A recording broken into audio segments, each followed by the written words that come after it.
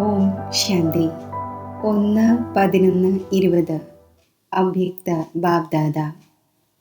ശ്രേഷ്ഠ ഭാഗ്യത്തിൻ്റെ ചിത്രം ഉണ്ടാക്കുവാനുള്ള യുക്തി.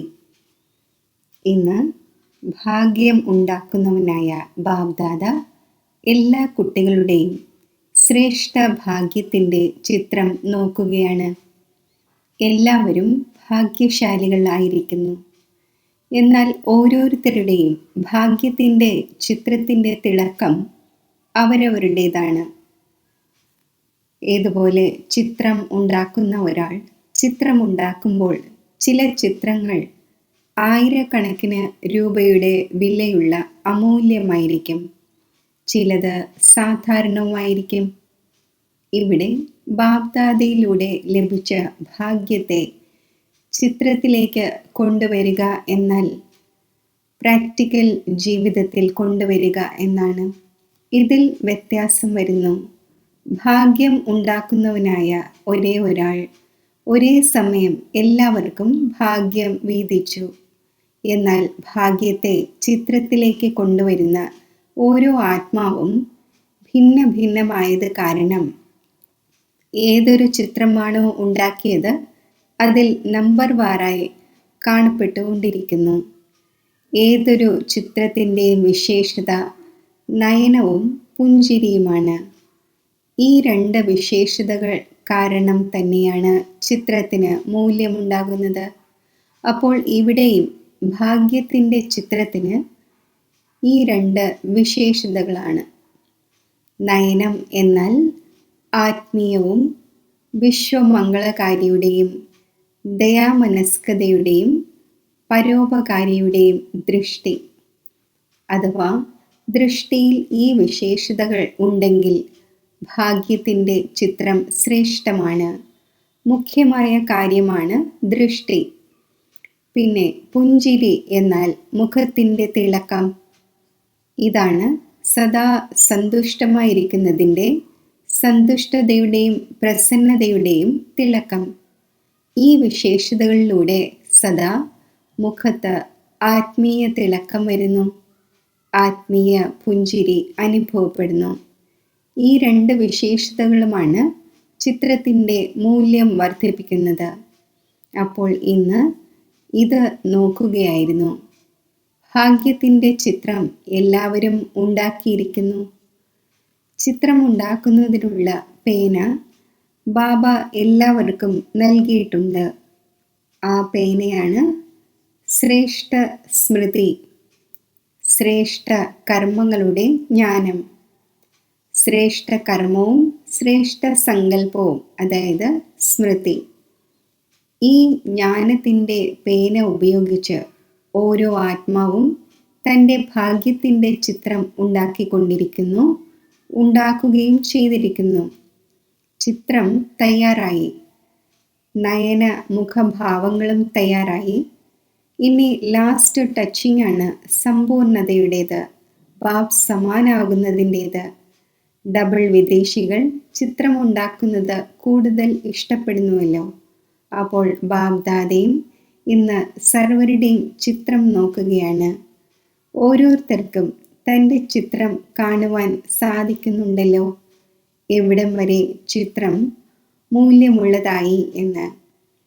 സദാ തൻ്റെ ഈ ആത്മീയ ചിത്രത്തെ നോക്കി ഇതിൽ സമ്പൂർണത കൊണ്ടുവന്നു കൊണ്ടിരിക്കൂ. വിശ്വത്തിലെ ആത്മാക്കളിൽ വച്ച് ശ്രേഷ്ഠ ഭാഗ്യശാലികളും കോടിയിൽ ചിലരും അതിലും ചിലരും അമൂല്യവും ശ്രേഷ്ഠ ഭാഗ്യവാനും തന്നെയാണ്. എന്നാൽ ഒന്നാണ് ശ്രേഷ്ഠം, രണ്ടാമത്തേതാണ് ശ്രേഷ്ഠത്തിലും ശ്രേഷ്ഠം. അപ്പോൾ ശ്രേഷ്ഠമായോ അതോ ശ്രേഷ്ഠത്തിലും ശ്രേഷ്ഠമായോ, ഇത് പരിശോധിക്കണം. ശരി, ഇപ്പോൾ ഡബിൾ വിദേശികൾ റേസ് ചെയ്യുന്നല്ലോ. മുന്നിലുള്ള നമ്പർ എടുക്കണമോ അതോ മുന്നിലുള്ളവരെ കണ്ട് സന്തോഷിക്കണോ? കണ്ട് സന്തോഷിക്കുന്നതും ആവശ്യമാണ്. എന്നാൽ സ്വയം പിന്നിലായിക്കൊണ്ട് നോക്കരുത്. ഒപ്പം ആയിക്കൊണ്ട് മറ്റുള്ളവരെ നോക്കിക്കൊണ്ടും ഹർഷിതമായി മുന്നോട്ട് പോകൂ. സ്വയവും മുന്നോട്ട് പോകൂ, പിന്നിലുള്ളവരെയും മുന്നോട്ട് കൊണ്ടുപോകൂ. ഇതിനെയാണ് പരോപകാരി എന്ന് പറയുന്നത്. ഈ പരോപകാരിയാവുക എന്നതിൻ്റെ വിശേഷതയാണ് സ്വാർത്ഥഭാവത്തിൽ നിന്നും സദാ മുക്തമായിരിക്കുക. ഓരോ പരിതസ്ഥിതിയിലും, ഓരോ കാര്യത്തിലും, ഓരോ സഹയോഗി സംഘടനയിലും എത്രത്തോളം നിസ്വാർത്ഥ സ്ഥിതി ഉണ്ടാകുന്നോ അത്രയും തന്നെ പരോപകാരിയായിരിക്കും. സ്വയവും സദാ നിറഞ്ഞിരിക്കുന്നതായി അനുഭവിക്കും.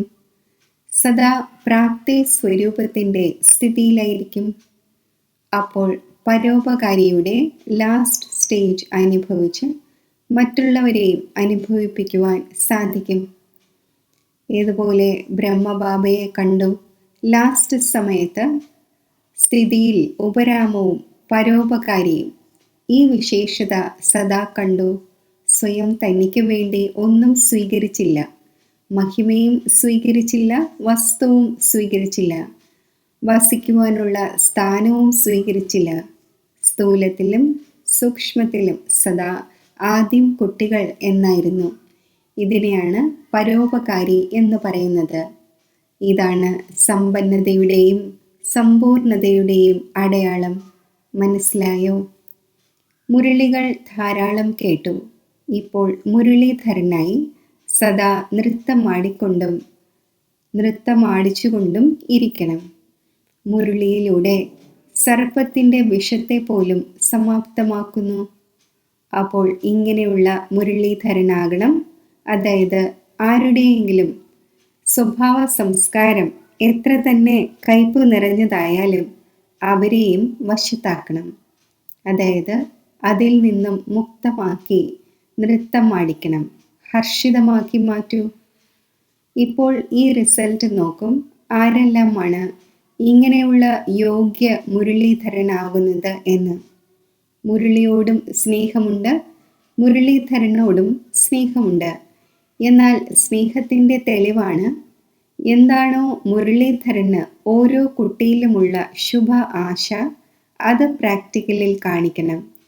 സ്നേഹത്തിൻ്റെ തെളിവാണ് എന്ത് പറഞ്ഞുവോ അത് ചെയ്ത് കാണിക്കണം.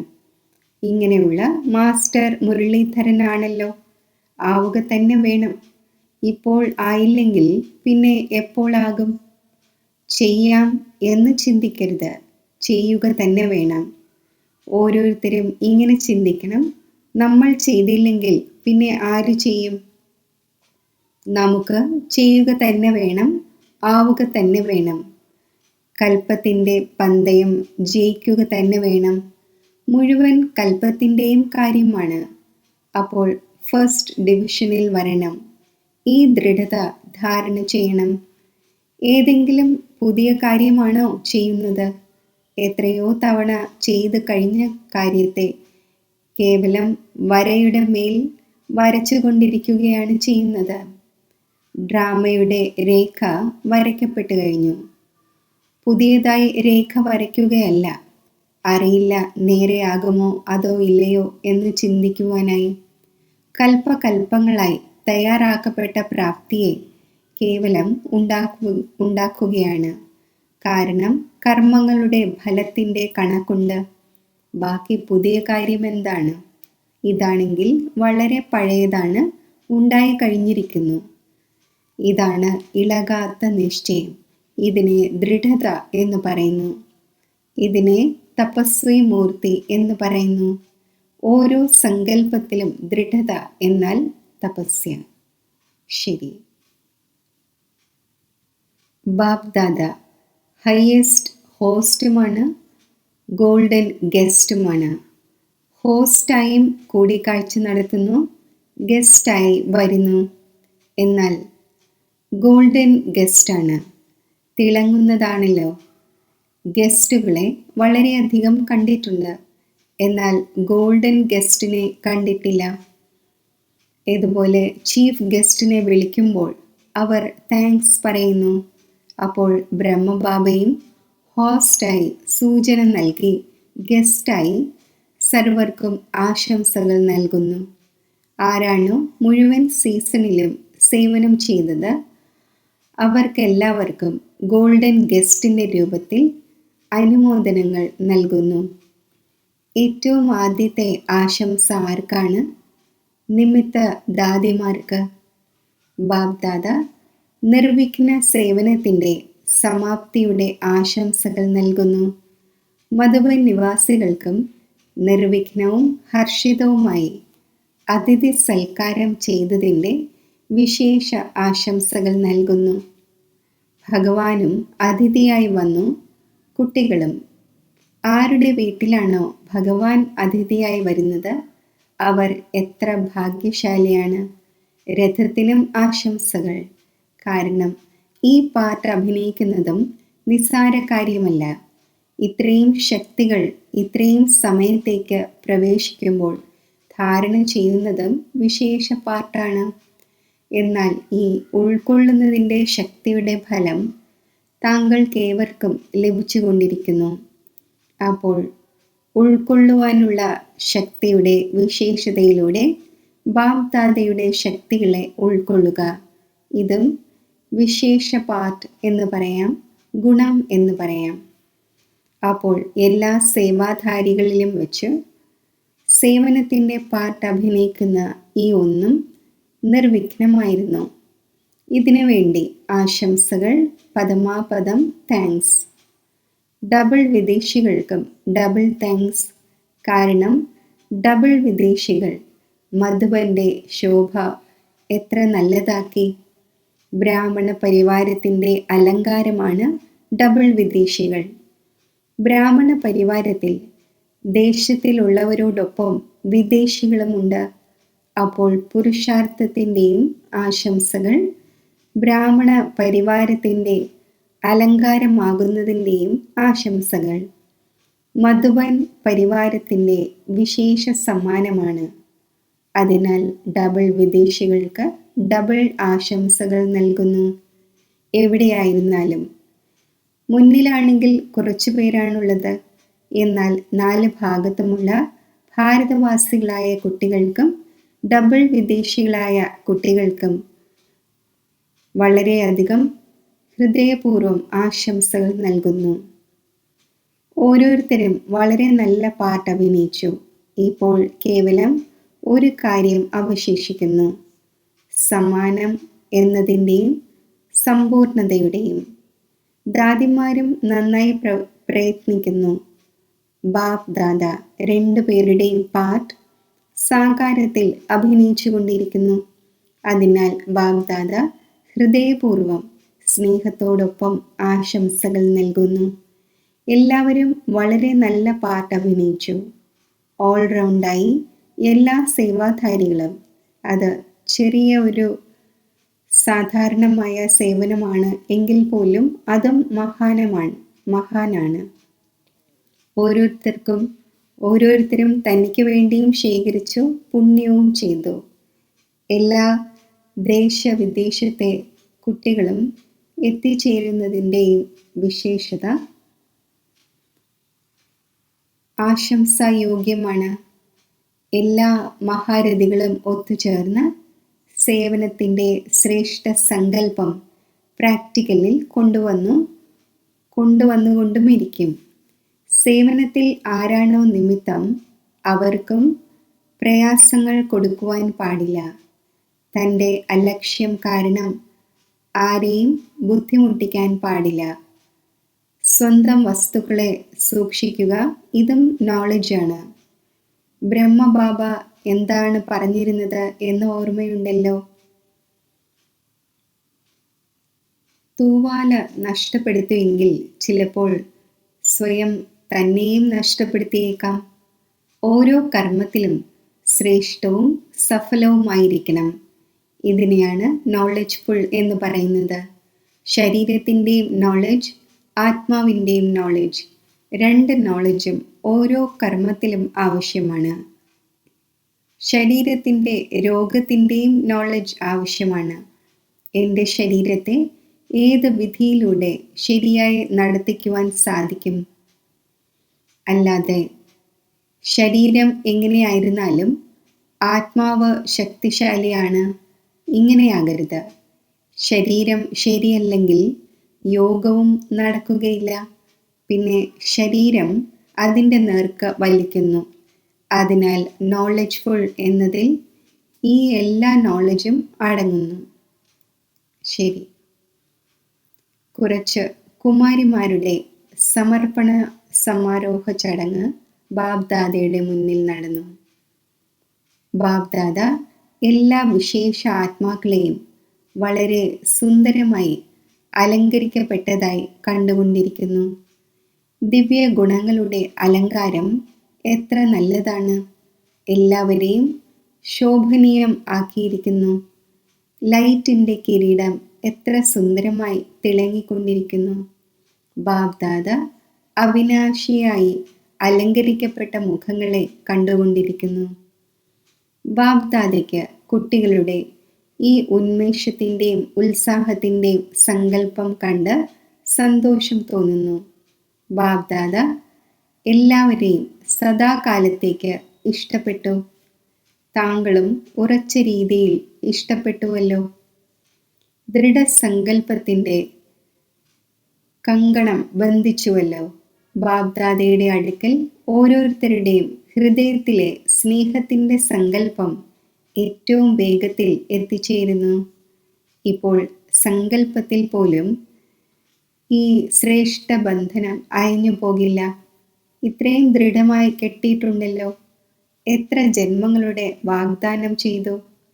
ഈ ബ്രഹ്മബാബയോടൊപ്പം സദാ സംബന്ധത്തിൽ വരുന്നതിൻ്റെ ഉറച്ച വാഗ്ദാനമുണ്ട്, ഗ്യാരണ്ടിയുമുണ്ട്. സദാ വിഭിന്ന നാമത്തിലും രൂപത്തിലും സംബന്ധത്തിലും 21 ജന്മം വരെയും കൂടെ ഉണ്ടായിരിക്കുക തന്നെ ചെയ്യും. അപ്പോൾ എത്ര സന്തോഷമാണ്! കണക്കെടുക്കുവാൻ സാധിക്കുന്നുണ്ടോ? ഇതിൻ്റെ കണക്കെടുക്കുന്ന ആരും വന്നിട്ടില്ല.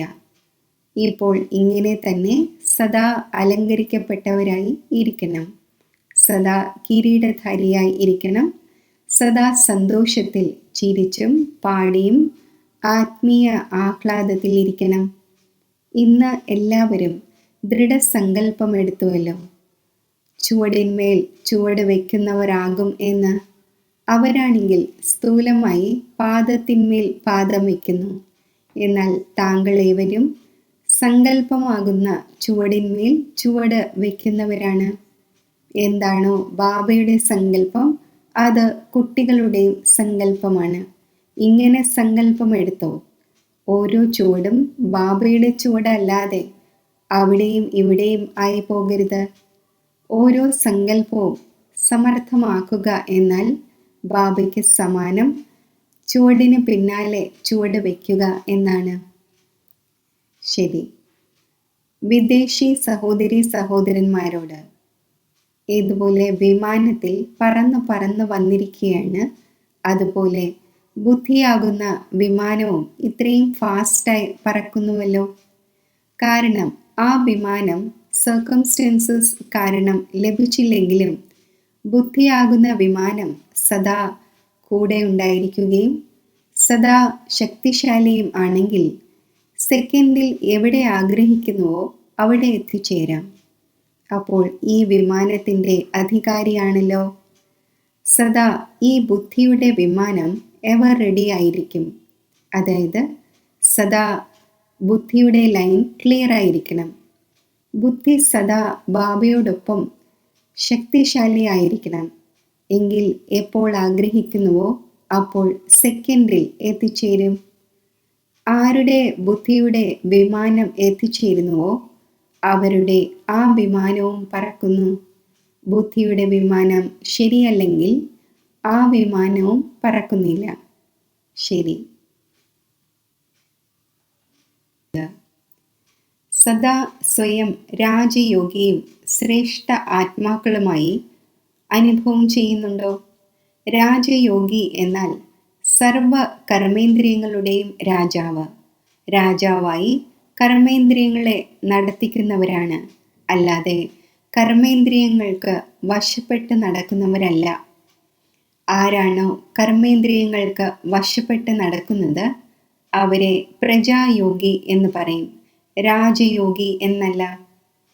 ഈ കർമ്മേന്ദ്രിയങ്ങൾ എൻ്റെ കർമ്മചാരിയാണ്, ഞാൻ അധികാരിയാണ് എന്ന ജ്ഞാനം ലഭിച്ചിട്ടുള്ളപ്പോൾ അധികാരി ഒരിക്കലും സേവാധാരികൾക്ക് വശപ്പെടുക സാധ്യമല്ല.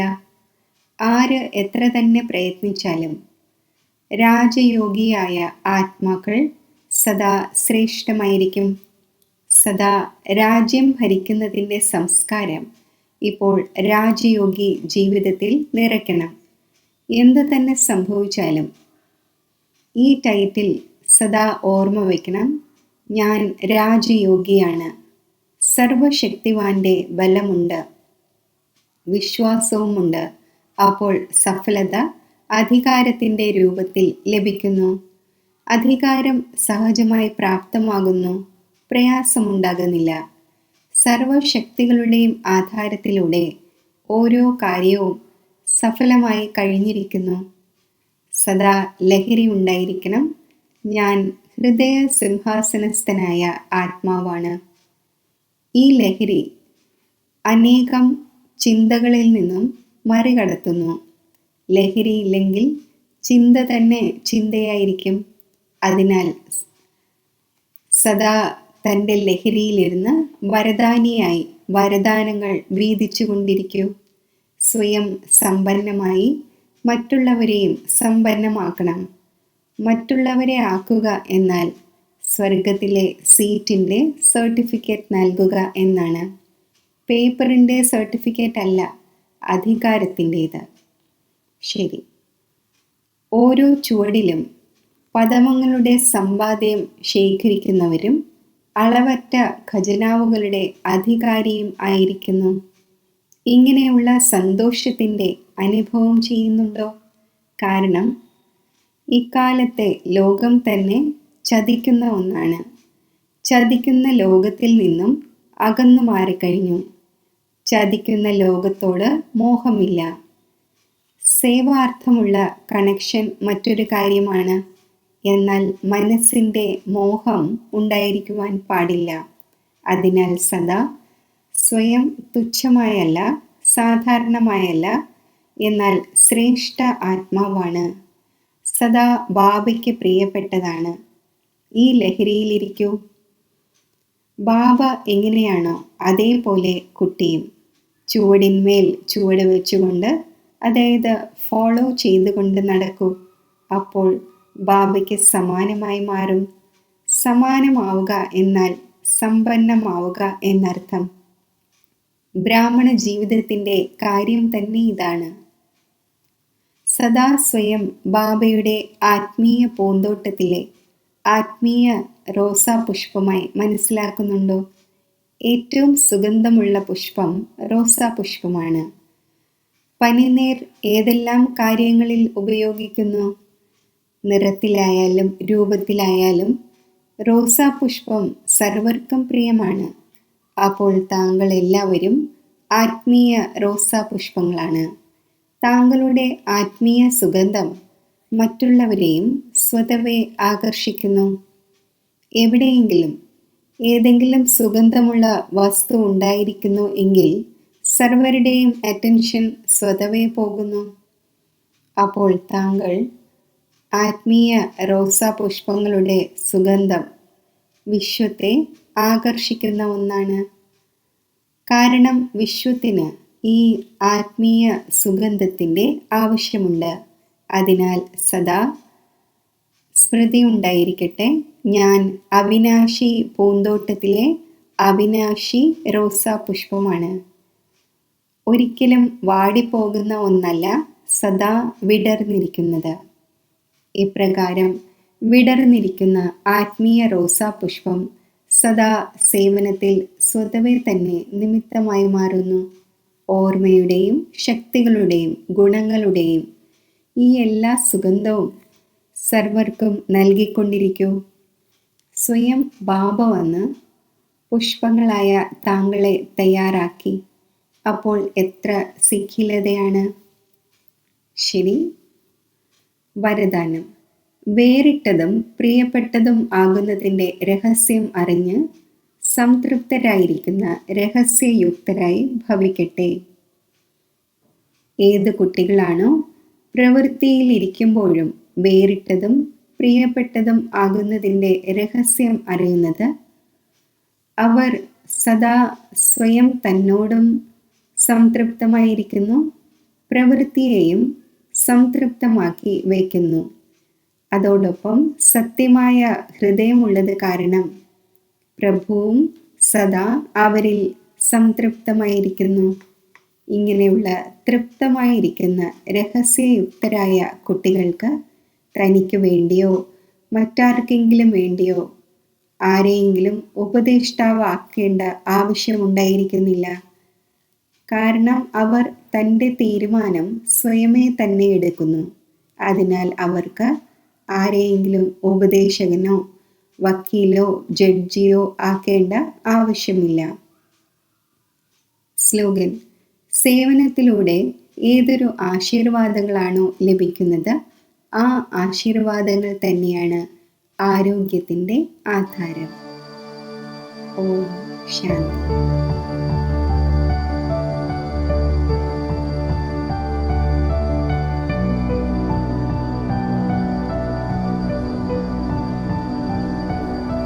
മനസ്സുകൊണ്ടും ശരീരം കൊണ്ടും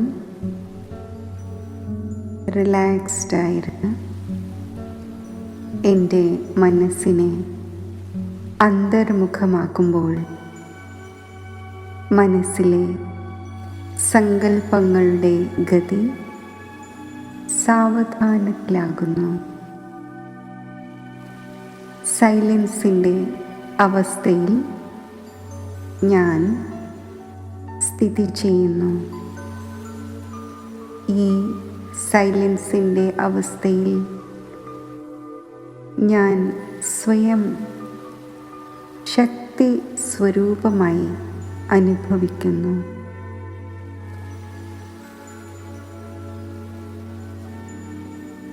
ശക്തി സ്വരൂപ ആത്മാവായ എന്നിൽ നിന്നും ശക്തിയുടെ തരംഗങ്ങൾ നാലു ഭാഗത്തും പ്രസരിക്കുന്നു.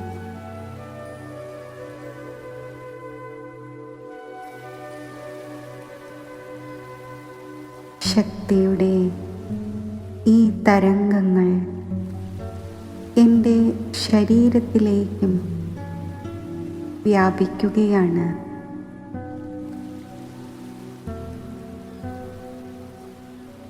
ആത്മസ്ഥിതിയിലിരുന്നു കൊണ്ട് ഇപ്പോൾ ഞാൻ സർവശക്തിവാനായ ബാബയുടെ സമീപത്ത് എത്തിച്ചേരുകയാണ്. സർവശക്തിവാനിൽ മനസ്സ് ഏകാഗ്രമാക്കുമ്പോൾ ബാബയുടെ സമസ്ത ശക്തികളും വരദാനങ്ങളും എന്നിൽ നിറയുന്നു. ശക്തി സമ്പന്ന സ്ഥിതി ഞാൻ അനുഭവിക്കുന്നു. നിർഭയത്വത്തിൻ്റെ ശക്തിയും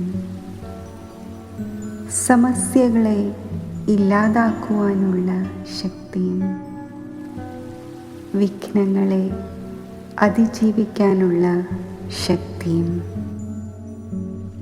സഹനശക്തിയും എന്നിൽ ഉൾക്കൊള്ളപ്പെടുന്നു. ഈ ശക്തിശാലി സ്ഥിതിയിലൂടെ ഞാൻ ശക്തിയുടെ അവതാരമായി മാറുന്നു. ശിവശക്തി സ്വരൂപമായി ഈ ഈശ്വരീയ ശക്തികളെ ഞാൻ സമസ്ത വിശ്വത്തിലേക്കും വ്യാപിപ്പിക്കുകയാണ്. ഈ ഈശ്വരീയ ശക്തി പ്രകൃതിയിലെ തത്വങ്ങളെയും പ്രഭാവിതമാക്കുന്നു. അവയെയും ശാന്തമാക്കുന്നു.